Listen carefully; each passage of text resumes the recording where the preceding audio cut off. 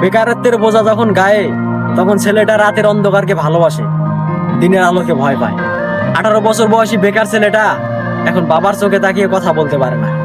এজন্যই দীর্ঘদিন থেকে একসাথে বসে খাবারটাও খায় না। এক সময় স্বপ্ন দেখতো, আর এখন স্বপ্ন দেখায়। বাস্তবতার ধাক্কায় জীবন কতটা পরিবর্তন হয় একমাত্র 18 বছর বয়সী বেকার ছেলেটাই শেখায়।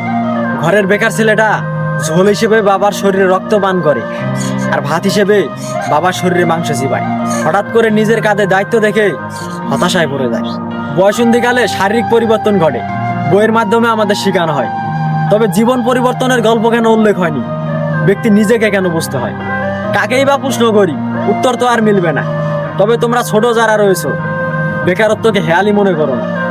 একটা অবাক করা বিষয় হচ্ছে, আমরা 18 বছর বয়সী ছেলেরা দেখাই ভালো আছি, ভালো থাকি, তবে মুখ ও মুখোশের আড়ালে আমরা সবাই হতাশার ভুক্তভোগী।